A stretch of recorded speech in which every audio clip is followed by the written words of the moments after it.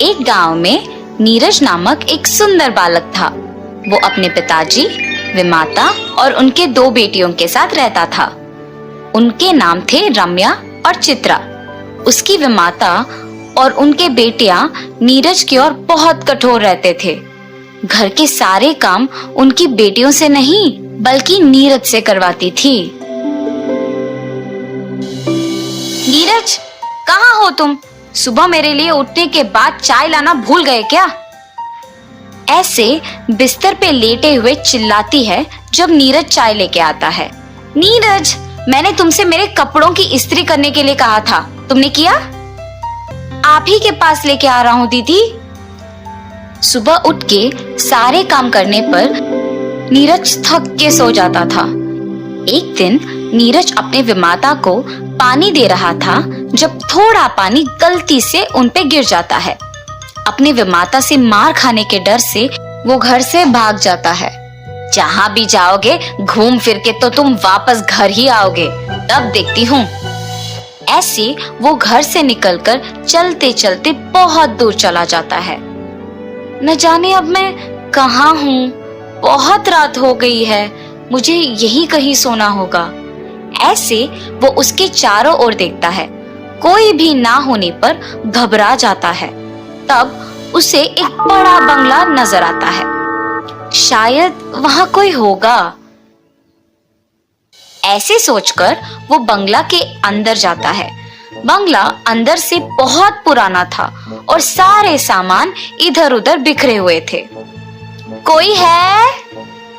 ऐसे आशा में चिल्लाता है कि कोई दिख जाए और घर में पुरानी चीजें होने के कारण इधर उधर देखता है। तब उसे उन चीजों में एक चमकता हुआ कुछ दिखाई देता है। यहाँ के सारे वस्तुओं पे धूल है, मगर ये क्या है जो चमक रहा है? ऐसे नीचे पड़े हुए उस चमकते हुए वस्तु को उठा के उसे साफ करता है और तब देखता है कि वो एक आईना है। साफ करने के बाद वो एकदम नया दिखता है। ये चीज तो टूटा भी नहीं है और मेरे साफ करने पर नया दिख रहा है। मैं अगर नीचे भी गिर गई तो भी नहीं टूटूंगी। तुम बात भी करते हो? हाँ, मैं बात कर सकती हूँ। तुम नीचे गिरने पर भी क्यों नहीं टूटोगी? मैं नहीं टूटूंगी, और अगर टूट भी गई तो मुझ में सारे टुकड़ों को संलग्न करने की शक्ति है।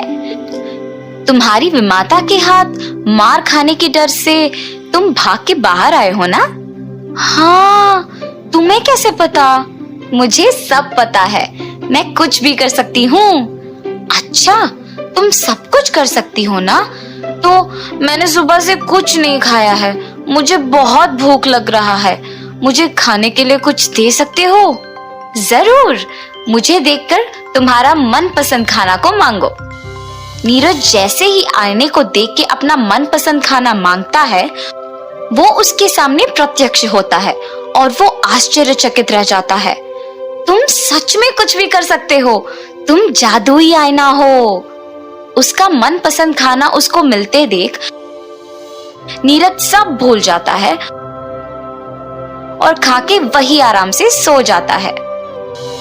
अगली सुबह अपने विमाता की आवाज सुनाई पड़ने पर उठ जाता है। अपने कमरे में रहते देख वो दंग रह जाता है। कल रात तो मैं बंगले में सोया था, यहाँ कैसे आ पहुंचा? तुम्हें यहाँ मैं लाई। तुमने? मगर क्यों? अगर मेरी विमाता मुझे देखेगी तो मारेगी। मुझे डर लग रहा है, मैं यहाँ नहीं रहूंगा, मैं चला जाऊंगा। इतना क्यों डर रहे हो?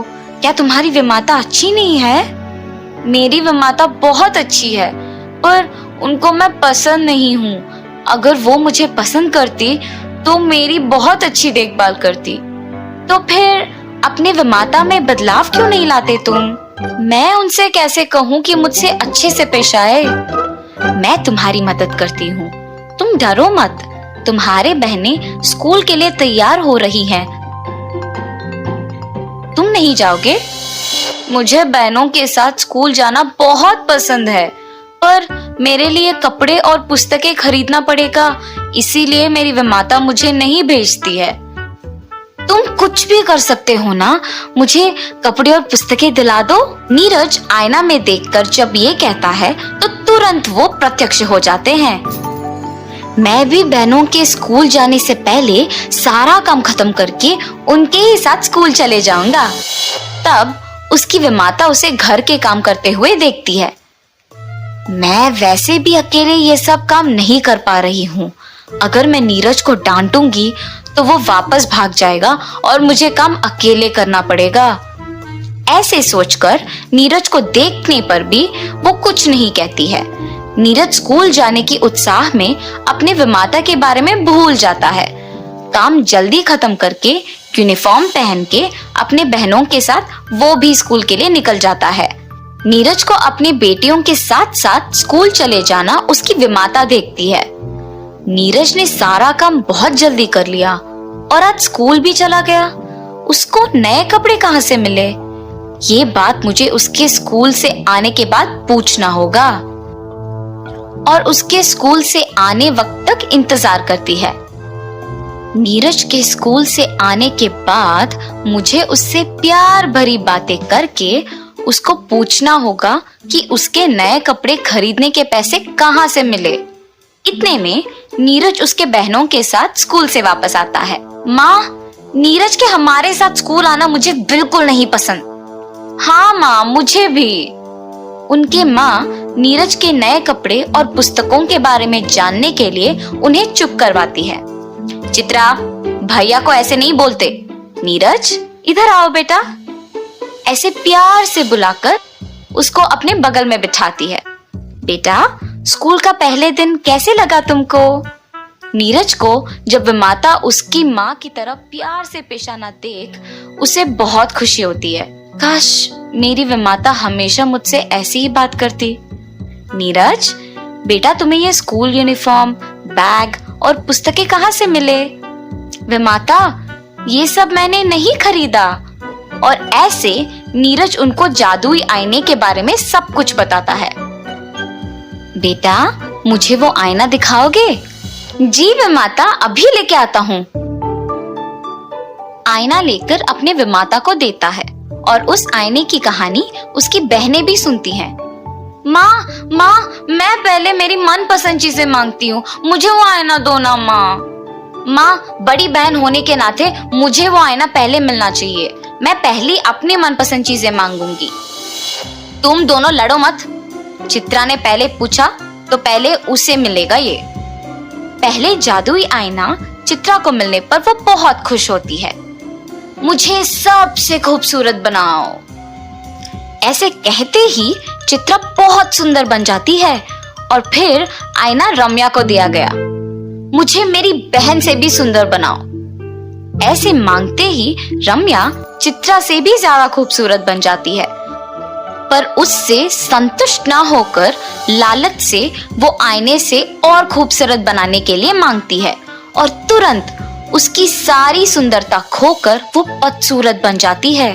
तब रम्या दुखी होती है ये सोचकर कि ज्यादा खूबसूरत बनने की लालच में ऐसी स्थिति आ गई कि अपने आप को आईने में नहीं देख पा रही हूँ। रम्या को ऐसे बदसूरत देख उसकी माँ भी बहुत दुखी होती है। अपनी बहन और विमाता को दुखी देख नीरज जादुई आईने को अपने हाथ में लेके खुद अपनी बहन को सुंदर बनाने के लिए मांगता है। तुरंत उसकी बहन खूबसूरत बन जाती है। रम्या के लिए नीरज ऐसे मांगते देख उसकी विमाता को समझ आता है कि वो अपनी बहनों को और उन्हें कितना प्यार करता है और नीरज के साथ उसके बुरे बर्ताव के लिए अफसोस करती है। तब से नीरज को भी अपनी बेटियों के समान प्यार करती है, उसे स्कूल भी भेजती है। ये सब देख नीरज भी बहुत खुश होता है। ये सब उस जादुई आईने की वजह से हुआ है। ऐसे सोचकर वो खुशी खुशी अपनी जिंदगी जी लेता है।